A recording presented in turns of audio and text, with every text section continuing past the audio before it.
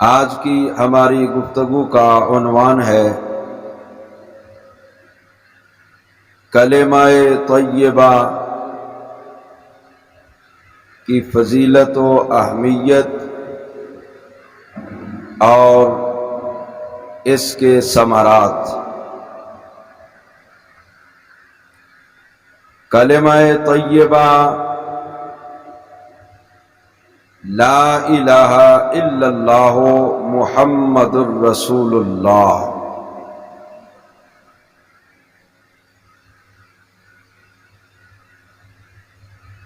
قرآن پاک میں اس کلمے کو کلمہ طیبہ کہا گیا ہے۔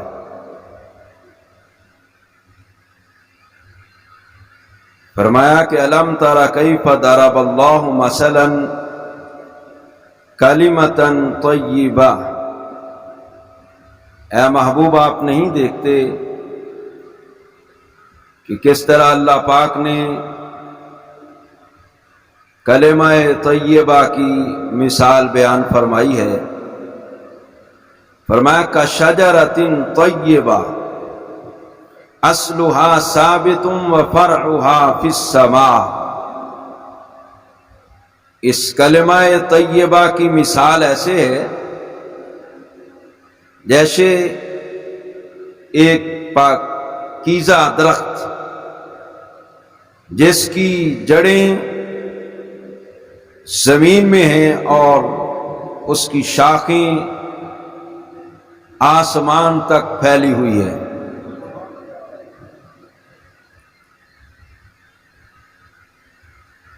اللہ پاک نے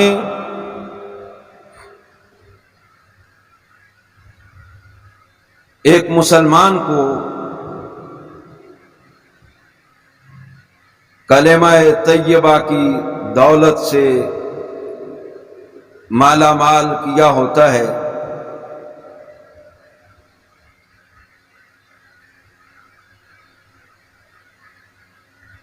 ایمان کا جو درخت ہے اس کی بنیاد اور اس کی جڑ یہی لا الہ الا اللہ محمد الرسول اللہ ہے۔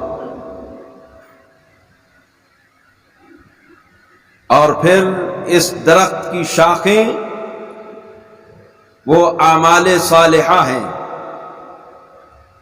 کوئی نماز کی شاخ ہے، کوئی روزے کی شاخ ہے، کوئی حج کی شاخ ہے، کوئی زکوٰۃ کی شاخ ہے، کہیں صدقہ و خیرات ہے، کہیں رزق حلال اور صدق مقال ہے، کوئی شاخ ایسی ہے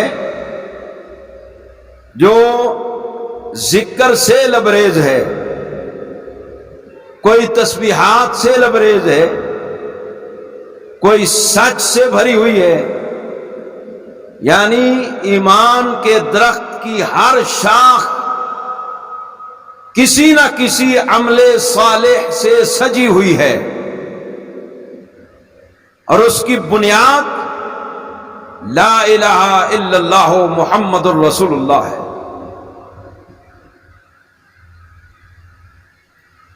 تو یہ کلمہ سجتا ہی تب ہے جب انسان ایک مومن مسلمان زبان سے کلمہ بھی پڑھے لا الہ الا اللہ محمد الرسول اللہ، اور اس کلمے کے تقاضوں کو پورا کرتے ہوئے جو ایمان کا درخت ہے اس کی شاخوں کو، اس کے فروع کو ہرا بھرا رکھے۔ لا الہ الا اللہ محمد الرسول اللہ بھی پڑھے اور نماز بھی پڑھے، کلمہ بھی پڑھے، روزہ بھی رکھے، کلمہ بھی پڑھے، حج بھی کرے، کلمہ بھی پڑھے، مال سے زکوٰۃ بھی دے، کلمہ بھی پڑھے، زبان سے سچ بولے، کلمہ پڑھے، اپنی آنکھ حرام سے بچائے، کلمہ پڑھے، اپنے پیٹ کو رزق حرام سے بچا کے رکھے، کلمہ پڑھے اپنے کانوں سے غلط بات نہ سنے، کلمہ پڑھے ہاتھوں سے غلط کام نہ کرے، کلمہ پڑھے اس کے پاؤں غلط جگہ پر نہ جائیں، اس کا خیال پاک ہو، اس کے خیالات میں بری چیزیں نہ آئیں، دل اس کا اللہ کے ذکر کا ذاکر ہو، دل میں کسی کے بارے میں کینہ نہ ہو، حسد نہ ہو، عناد نہ ہو، بغض نہ ہو، زبان سے تبرے نہ بولے، غلط باتیں نہ کہے، مومنین کو گالی نہ دے۔ فرمایا پھر تو کلمے کے تقاضوں کو اس نے پورا کر دیا ہے۔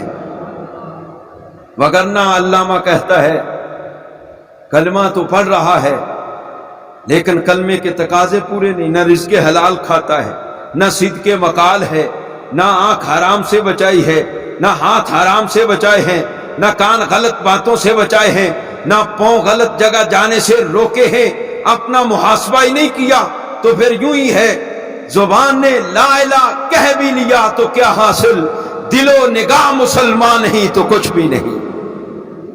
علامہ کہتا چومی بگویم مسلمانم بلرزم کہ دانم مشکلات لا الہ را، جب میں کہتا ہوں میں مسلمان ہوں تو میں کانپ جاتا ہوں، کیوں؟ مجھے پتا ہے لا الہ الا اللہ پڑھنے کے بعد یہ پھولوں کی سیج نہیں ہے، مشکلات کا سامنا کرنا پڑتا ہے، پھر بندے کی اپنی مرضی ختم ہو جاتی ہے، زندگی ایسے گزارنی پڑتی ہے جیسے اللہ اور اس کے رسول نے حکم دیا ہے۔ یا بندہ اللہ رسول کے بتائے ہوئے احکامات کے مطابق زندگی گزار رہا ہے تو گویا اس نے لا الہ الا اللہ محمد الرسول اللہ پڑھنے کا حق ادا کر دیا ہے۔ کلمہ شریف یہ ایسا ذکر ہے، حدیث پاک کے اندر سرکار نے فرمایا کہ افضل الذکر لا الہ الا اللہ، سب سے افضل ترین جو ذکر ہے وہ ہے لا الہ الا اللہ، اس میں اللہ کی توحید بیان ہو رہی ہے۔ اور احادیث کے اندر صرف اتنا کلمہ کہا جاتا ہے لا الہ الا اللہ، تو علماء کہتے ہیں اس سے مراد پورا کلمہ ہوتا ہے، پورا کلمہ ہوتا ہے، لا الہ الا اللہ محمد الرسول اللہ، پورا کلمہ ہوتا ہے۔ اور یہ کلمہ طیبہ اتنے اس کے اثرات ہیں، یا یوں کہہ لیں کہ اتنا زود اثر ہے، بندے کو بیمار ہے اینٹی بائیوٹک دوائی کھلائی جائے، اتنا جلدی اثر اس کا نہیں ہوتا جتنا جلدی اثر کلمہ شریف کا دل پر ہوتا ہے۔ بات اعتقاد کی ہے، بات نظریے کی ہے، بات ایمان کی ہے، بات یقین محکم کی ہے، انسان کا یقین پختہ ہو، بندہ پختہ یقین اور ایمان کے ساتھ کلمہ شریف پڑھے، اپنے اوپر دم کرے، ظاہری بیماریاں بھی ختم ہو جائیں گی، باطنی بیماریاں بھی ختم ہو جائیں گی، کیونکہ اسی کلمہ کے اندر اللہ پاک کا ذاتی نام، اس میں جلالت اللہ جو اس میں اعظم بھی ہے وہ اسی کلمہ کے اندر موجود ہے۔ علماء کہتے ہیں کہ الفاظ کی بھی تاثیر ہوتی ہے، ہر لفظ کی تاثیر ہوتی ہے۔ میں آپ کو مثال دیتا ہوں، بندہ کسی کی تعریف کرتا ہے، کوئی تعریفی کلمات کہہ دیتا ہے کسی کو، تو آپ دیکھتے ہیں کہ بندہ جو تعریف سن رہا ہے اس کا چہرہ خوش ہو جاتا ہے۔ تعریفی کلمات ہیں، تعریف کے لیے بندے کی زبان سے کچھ الفاظ نکلے ہیں تو ان کا اثر اتنا ہے کہ فوراً بندے کا چہرہ کھل اٹھتا ہے، خوش ہو جاتا ہے، اس کا مطلب لفظ کا اثر تو ہے۔ اسی طرح بندہ کسی کو برا بھلا کہتا ہے، کسی کو گدھا کہتا ہے، اب اس لفظ کے اندر اثر دیکھیں کتنا ہے، فوراً اگلے بندے کو غصہ آ جائے گا۔ مطلب کیا ہے؟ صاف ظاہر ہے کہ ہر لفظ کا اثر ہے، ہر لفظ کے اندر تاثیر موجود ہے۔ بندہ جو زبان سے الفاظ نکالتا ہے اس کا اثر ہوتا ہے، اس کی تاثیر ہوتی ہے، اور بعض الفاظ تو ایسے ہیں جو انسان کے دل کو ہی گھائل کر جاتے ہیں۔ بندہ کہتا ہے کہ یار تو نے مجھے اتنا نقصان دیا ہے، میرا اتنا مال کھا گیا ہے، مجھے اتنا دکھ نہیں ہوا جتنا دکھ تیرا اس بات سے ہوا جو فلاں موقع پر فلاں بندے کے سامنے تو مجھے کہی تھی، اس نے مجھے بڑا گھائل کیا۔ میں اس پر آپ کو ایک مثال دے دیتا ہوں، عقائد ہے، بزرگوں نے لکھی ہے، کہتے ہیں کہ کسی بندے کی شیر کے ساتھ یاری تھی، شاہ جی شیر کے ساتھ یارانہ تھا۔ آپ کو سمجھ آ رہی ہے نا؟ کچھ یہ پرابلم ہے، یہ اس وقت تک ہے جب تک یہ قالین نہیں بچتے۔ انشاءاللہ جب قالین بچ جائیں گے نا تو آواز صاف ہو جائے گی۔ کہتے ہیں کہ ایک بندے کی کسی شیر کے ساتھ یاری تھی، تو شیر اکثر اس کو ملنے کے لیے آتا تھا۔ ایک دن شیر ملنے کے لیے آیا تو اس کی بیوی نے کہا بندے سے، تو بھی کوئی انسان ہے، کتوں بلوں سے تیرا یارانہ ہے۔ یہ بات شیر نے بھی سن لی، شیر غصے میں آ گیا، واپس چلا گیا، کوئی بات نہیں کی۔ کافی دن ہو گئے ملنے کے لیے نہیں آیا اپنے یار کو۔ اس نے سوچا کہ میرا دوست تھا شیر، مجھے ملنے کے لیے نہیں آیا، چلو میں اس کو ملنے کے لیے جاتا ہوں۔ جنگل میں یہ گیا، ہاتھ میں ڈنڈا کلاڑی پکڑی ہوئی ہے، آوازیں لگا رہا ہے۔ اچانک شیر سامنے آ گیا، لیکن ہے غصے میں۔ کہنے لگا یہ جو ہاتھ میں ڈنڈا یا کلاڑی ہے نا، یہ میرے سر پہ مارو۔ اس نے کہا تو میرا دوست ہے، یار ہے، میں کیسے تمہیں مار سکتا ہوں؟ نہیں میں مارو ورنہ میں تمہیں ماروں گا۔ یہ ڈر گیا، اس نے اس کے سر پہ ضرب لگائی، اس کو زخم آ گیا، وہ چلا گیا۔ کافی دنوں کے بعد ملا، کہنے لگا یہ دیکھو یہ جو تو نے زخم لگایا تھا نا ڈنڈے کے ساتھ، یہ زخم اب ٹھیک ہو چکا ہے، لیکن جو زخم میرے دل کو تیری بیوی نے لگایا تھا، جو کہا تھا تو بھی کوئی بندہ تیری کتوں بلوں سے یاری ہے، وہ زخم اب تک نہیں ملا، وہ زخم ابھی تازہ ہے۔ علامہ جامی رحمت اللہ علیہ نے بھی یہاں پر ایک بات کی ہے، آپ فرماتے ہیں جراحات السنان لہل تیام ولا یلتام جراحات اللسان۔ آپ فرماتے ہیں کہ تیروں کے، تلواروں کے، نیزوں کے، ڈنڈوں کلہاڑیوں کے زخم جو ہیں یہ مل جاتے ہیں، لیکن ولا یلتام جراحات اللسان، لیکن فرمایا زبان کا دیا ہوا جو زخم ہے وہ کبھی نہیں ملتا۔ تو بہرحال میں یہ اتنی تمہید اس لیے عرض کی ہے کہ ہر لفظ کے اندر اللہ نے اثر رکھا ہے۔ بندہ کسی کو اچھا کہے، بندہ خوش ہوتا ہے، گویا اس کی تاثیر اس تک پہنچی ہے۔ کسی کو برا کہا، غصے میں آیا، اس لفظ کا اثر اس پر ہوا ہے۔ یار عام الفاظ ہیں، ان کے اندر اتنی تاثیر ہے۔ اچھا لفظ بولا جائے بندہ خوش ہوتا ہے، برا لفظ بولا جائے بندہ غصے میں آ جاتا ہے۔ تو جو اس میں جلالت اللہ، جو اس میں اعظم ہے، اللہ پاک نے اس کے اندر کتنا اثر رکھا ہوگا۔ یہ تو زود اثر ہے، فوری اثر کرتا ہے۔ علماء فرماتے ہیں، صوفیاء کہتے ہیں، جو بندہ صرف 40 دن تک لفظ اللہ کا ذکر کر لے، زبان سے اللہ اللہ کہتا رہے، اللہ پاک اس کے باطن کو بھی اور ظاہر کو منور فرما دیتا ہے۔ اور پھر جو بندہ کہے کہ میرا دل سخت ہو گیا ہے، کلمہ شریف کی برکات اور اثرات عرض کر رہا ہوں، جو بندہ کہتا ہے میرا دل سخت ہو گیا ہے، دل میں خوف خدا نہیں ہے، پتہ کیسے چلتا ہے کہ خوف خدا نہیں ہے؟ اذان ہو رہی ہو، بندہ نماز کے لیے نہ آئے، مطلب ہے دل سخت ہے، خوف خدا نہیں۔ مال پاس موجود ہے، صاحب استطاعت ہے، زکوٰۃ فرض ہو چکی ہے، بندہ دے نہیں رہا، اس کا مطلب ہے خوف خدا نہیں۔ حج فرض ہے، صاحب استطاعت ہے، بندہ مالی طور پر بھی، ذہنی طور پر، دماغی طور پر، جسمانی طور پر تندرست ہے، لیکن نہیں جا رہا۔ مواقع بھی میسر ہیں یہاں۔ اب تو کرونا ہے نا، کرونا کے علاوہ موقع بھی ہو, اجازت بھی ہو گورنمنٹ کی طرف سے, پھر بندہ ذہنی طور پر, جسمانی طور پر, مالی طور پر بالکل سیٹ ہے, صاحب استطاعت ہے, حج نہیں کر رہا, جان بوجھ کر تاخیر کر رہا ہے, اس کا مطلب ہے خوف خدا نہیں. روزے آئے ہیں, رمضان آیا ہے, بندہ بھی تندرست ہے, روزہ بھی فرض ہے, رکھ نہیں رہا, اس کا مطلب ہے خوف خدا نہیں. بندہ رشوت کا مال کھا رہا ہے, پتہ ہے حرام ہے, لیکن اس کے باوجود کھا رہا ہے, اس کا مطلب ہے دل سخت ہو گیا, خوف خدا نہیں. پتہ ہے ناپ تول میں کمی کرنا گناہ ہے,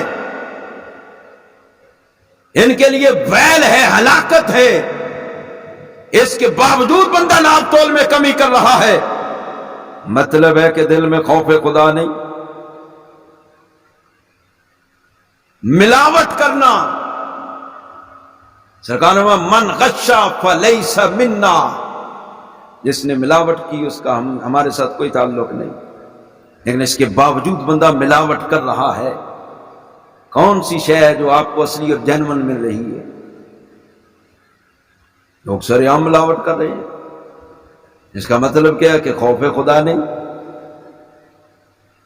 بندے کو پتہ ہے کہ جھوٹ ایک لعنت ہے, لیکن اس کے باوجود جھوٹ بولتا ہے, مطلب ہے کہ خوف خدا نہیں.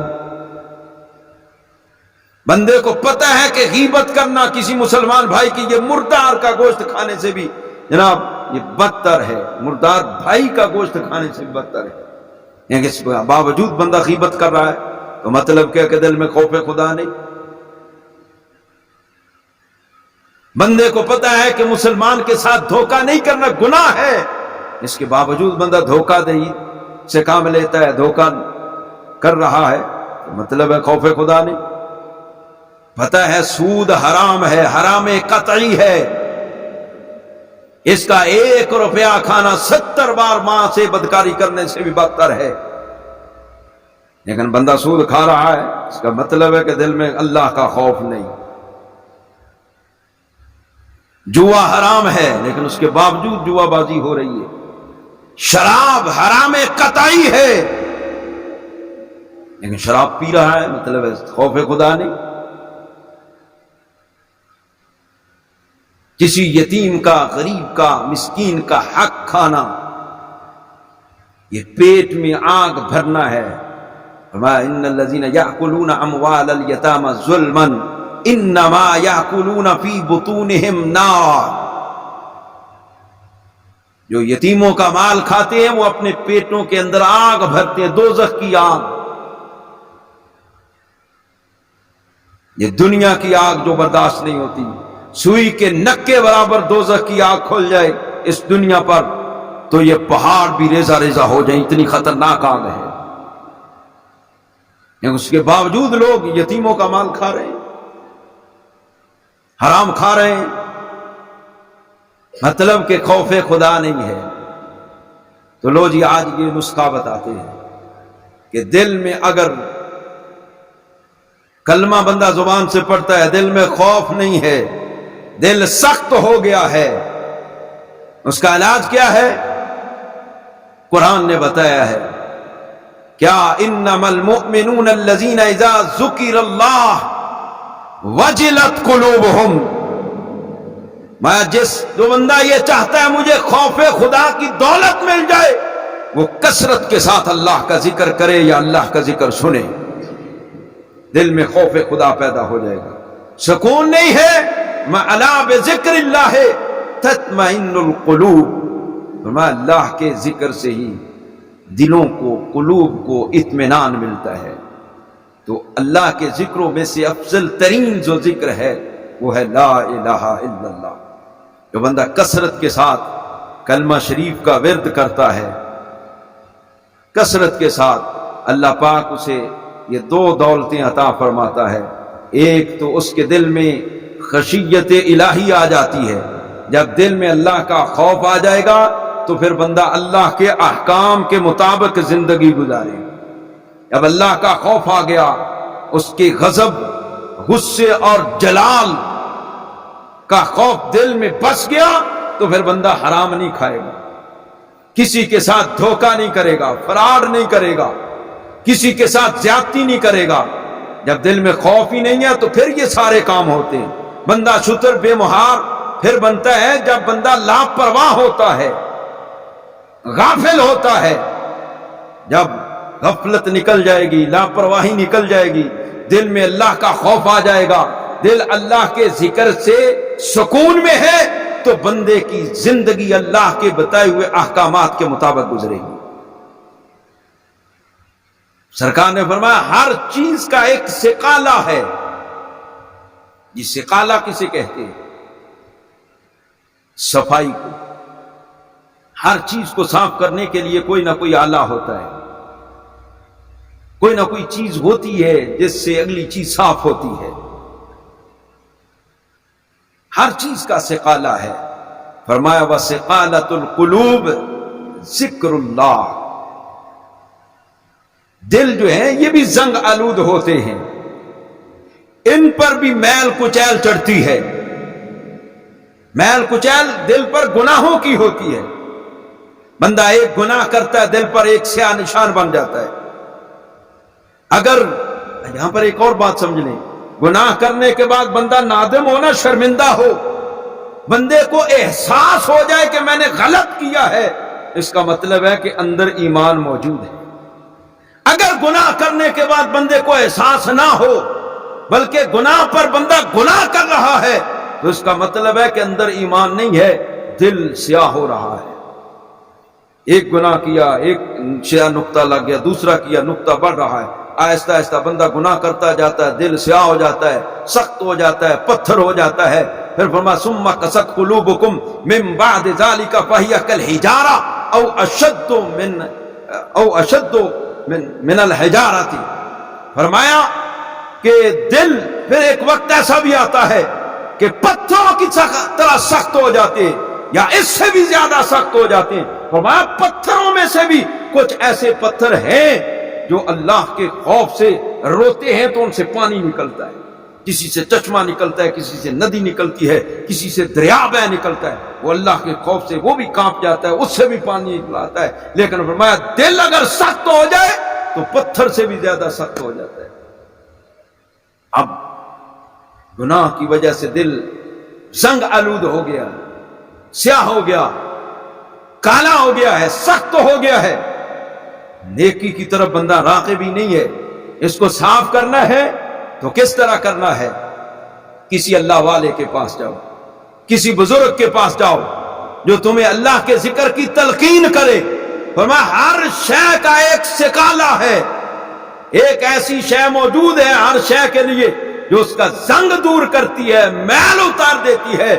فرمایا اگر دلوں کا میل اتارنا چاہتے ہو تو پھر اللہ کا ذکر کرو، تمہارے دل منور ہو جائیں گے، مطہر ہو جائیں گے، تمہارے دل پاک صاف اور ستھرے ہو جائیں گے۔ پھر تم اللہ کی بارگاہ میں آ کر جھک جاؤ گے، اپنی جبین نیاز کو جھکا دو گے، تم اس قابل بن جاؤ گے جب دل صاف ہو جائے گا۔ تو گرامی قدر حضرات، سرکار نے بھی فرمایا انسان ہے، غلطیاں اس سے ہوتی ہیں، اس کی فطرت میں یہ بات ہے کہ یہ غلطی کر دیتا ہے، توبہ کرے، اللہ پاک غلطی معاف فرما دیتا ہے، بندہ نادم اور شرمندہ ہو جائے، غلطیاں معاف ہو جاتی ہیں۔ بعض دفعہ بندہ زبان سے ایسے کلمات کہہ دیتا ہے جو اللہ رسول کو پسند نہیں ہوتے، جو دین اسلام کے منافی ہوتے۔ اس لیے سرکار نے فرمایا، حضرت ابو ہریرہ رضی اللہ تعالیٰ عنہ حدیث کے راوی ہیں، آپ فرماتے جددوا ایمانکم، لوگوں اپنے ایمان کی تجدید کرتے رہا کرو، اپنے ایمانوں کی تجدید، ایمانوں کو تازہ کرتے رہا کرو۔ آقا ایمان کیسے تازہ کریں؟ فرمایا کہ اکثروا من قول لا الہ الا اللہ، فرمایا کثرت کے ساتھ لا الہ الا اللہ محمد الرسول اللہ کا ذکر کیا کرو، اس لیے تمہارے جو ہیں ایمان وہ تازہ رہیں گے۔ اور سرکار نے فرمایا اس کلمے کی پاور اتنی، حضرت مجدد الفسانی رحمۃ اللہ علیہ فرماتے ساتوں زمینیں اور ساتوں آسمان جو کچھ ان کے اندر موجود ہے، فرمایا ایک پلڑے میں رکھ دیا جائے اور لا الہ الا اللہ محمد الرسول اللہ دوسرے پلڑے میں رکھ دیا جائے تو لا الہ الا اللہ محمد الرسول اللہ ساتوں زمینوں اور ساتوں آسمانوں سے بھی بھاری ہے۔ اور سرکار فرماتے من کان آخر کلامہ لا الہ الا اللہ دخل الجنہ، فرمایا کہ جس بندے کو آخری کلام یہ نصیب ہو گیا، یعنی بندہ دنیا سے جا رہا ہے، زبان سے لا الہ الا اللہ محمد الرسول اللہ نکل رہا ہے، سرکار فرماتے داخل الجنہ، اللہ پاک اس بندے کو جنت میں داخل فرما دے۔ اتنی پاور ہے۔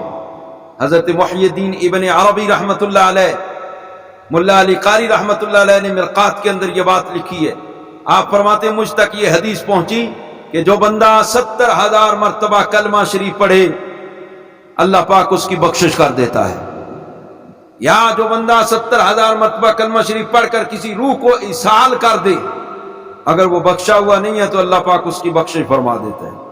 فرمایا یہ حدیث آئی، میں تذبذب میں تھا کہ حدیث کی صحت ٹھیک ہے، یہ صحیح ہے یا نہیں صحیح، یہ حدیث پاک صحت کے بارے میں متردد تھا، پریشان تھا۔ کہتے ہیں ایک دن ہم نے دعوت کی، لوگ آئے تو اس دعوت کے اندر ایک ایسا بزرگ نوجوان بھی آ گیا جو صاحب کشف تھا، کشف قبور تھا، جسے وہ آنکھیں بند کرتا تھا اسے سارا کو نظر آ جاتا تھا اندر کیا ہے، کیا ہو رہا۔ ایک بندہ جب کھانے سے فارغ ہوئے میرے سامنے بیٹھا ہے، وہ صاحب کشف تھا، اس نے اچانک رونا شروع کر دیا۔ میں نے کہا کیوں رو رہا ہے؟ کہنے لگا میں نے کشف کے ذریعے دیکھا ہے میری ماں کو عذاب ہو رہا ہے۔ فرماتے ہیں میں نے 70,000 مرتبہ کلمہ شریف پڑھ رکھا تھا اور حدیث بھی میں نے سن رکھی تھی، میں نے دل ہی دل میں وہ 70,000 مرتبہ جو کلمہ پڑھا تھا اس کی ماں کی روح کو اس کا ثواب ایصال کر دیا۔ دوسرے لمحے میں نے دیکھا اس نے آنکھیں بند کی اور کھولی اور وہ خوش ہے۔ میں نے کہا آپ خوش کیوں؟ کہنے لگا اللہ پاک نے میری ماں کو بخش دیا ہے، اس کی قبر کو جنت کے باغوں میں سے باغ بنا دیا ہے۔ تو کہنے حضرت محی الدین ابن عربی فرمانے لگے کہ میں بھی خوش ہو گیا کہ یہ حدیث بھی صحیح ہے، اس حدیث کی صحت مجھے اس کے کشف سے معلوم ہو گئی ہے اور اس کا کشف مجھے حدیث سے معلوم ہو گیا ہے، یعنی حدیث بھی ٹھیک ہے اور کشف بھی اس کا ٹھیک ہے کہ یہ اللہ کا ولی ہے۔ تو گرامی قدر حضرات، عرض کرنے کا مقصد یہ ہے کلمہ شریف کی اتنی پاور ہے، اتنی پاور ہے، بندہ 70,000 مرتبہ جس نے اس کا ورد کیا ہے اللہ پاک اس کی برکت سے اس کی بخشش فرما دے گا، اور اگر کسی کو اصال کر دیتا ہے تو اس کی بھی بخشش ہو جاتی ہے۔ تو ہر بندے کو، مومن کو چاہیے کہ خود جو ہے اس کا اہتمام کرے۔ پوری زندگی اللہ پاک نے دی ہے، زندگی نعمت ہے، زندگی میں اس کا اہتمام کرے کہ کم از کم 70,000 مرتبہ کلمے کا ورد کر کے اپنے پاس رکھے کہ جب دنیا سے جائے گا، اور پھر اس کی برکات دیکھنا، جب اتنا ورد ہوگا نا تو دل نرم ہو جائے گا، دل مطمئن ہوگا، اللہ کا خوف ہوگا، اسی کلمے کی برکت سے بندہ نیکی کی طرف راغب ہو جائے گا۔ اللہ کریم عمل